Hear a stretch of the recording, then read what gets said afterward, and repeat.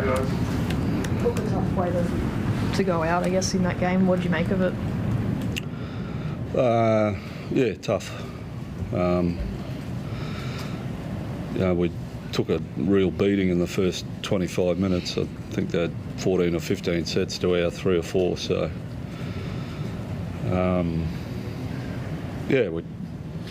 that probably drained us a lot. But I couldn't have been prouder of our effort. To go back and get control of that game in the second half, and we dominated the game in the second half. But we just found a way to keep inviting them back in.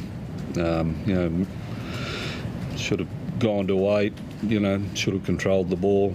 And then you get beat by a fingernail in the 90th minute. It's a hard one to swallow, but we just, there's no question about our endeavour. We just got to get better.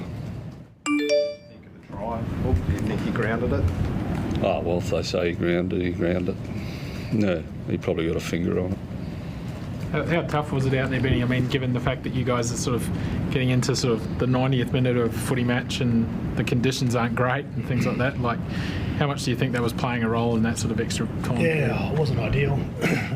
Like Hook touched on, the first 20-25 minutes we did a lot of work and spent a lot of gas, so going into extra time we were probably a bit gassed out, but we did enough still to win the game. We just let it slip. For those type of games, you just need you really need to win if you want to be a genuine finals team. Yeah, absolutely. And we've won a few of those over the last few weeks. Against Newcastle and the Roosters. We'd done half. We'd just errors in our own end. And before, once we got to 6 in front, we didn't close the game out. And we're probably going to run away, and felt like we were going to run away and score another try there with that shift, but we give them the ball back. So they hurt, but they're part of growing as a team and making sure we learn from that. You talk about growing as a team. Look, obviously a couple of young guys had some tough nights, particularly slowing under the high ball. Is that just part of their learning experience now? You just got to persist with them? Yeah, well, they've got to learn. It's a really big stage out there, and I thought our forwards were terrific. I thought our backs, they got a lot of lessons there tonight about how to execute and, defend kicks, and, the defensive effort I thought was outstanding for all we had to withstand. They got 2 kicks in the first half and a fingernail in the 90th minute. Everything else we turned away. Well, as a coach, what do you want to see Tyrell do in those situations? Does he have to attempt to catch the ball? Or?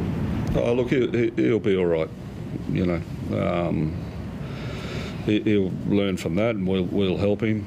It's a big, as I say, it's a big stage, and their kicking game is really good, and it's obviously part of his development.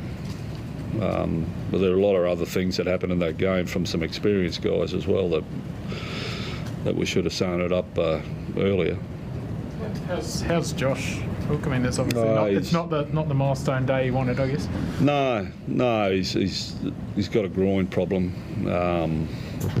So I don't know, to be honest, but he couldn't go on, so we'll have to get a scan and check it out. Just a quick on Moses Suli, just how well he's going since he's been at the club. He played pretty well tonight again. Yeah, I thought he was brilliant. He's been great. He's fitted in really well, and the way he's playing at the moment, he's one of the better centres in the NRL at the moment. But just quickly on that decision to take the penalty goal from the sideline, you turned down 2 points in the first half. We had 12 men and we proved right with that try. But what was the sort of thinking behind that? We were worried about that sideline penalty goal attempt.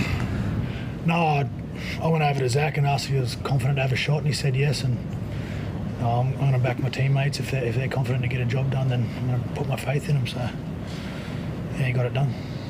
Hunty, sort of the field goal setups there in Golden Point, is a bit of work to be done there. You can see you wanted them to go straight at one point, and they're going right. Yeah, and that's another thing that we've got to work out. Take some good lessons out of that.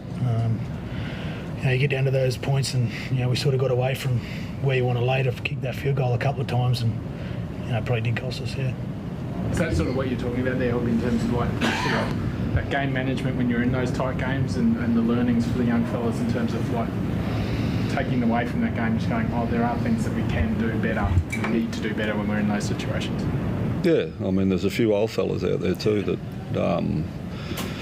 can learn from that game, and it's something that we've all got to learn from. It really hurts, but they're the biggest lessons, are the most valuable ones going forward as a group.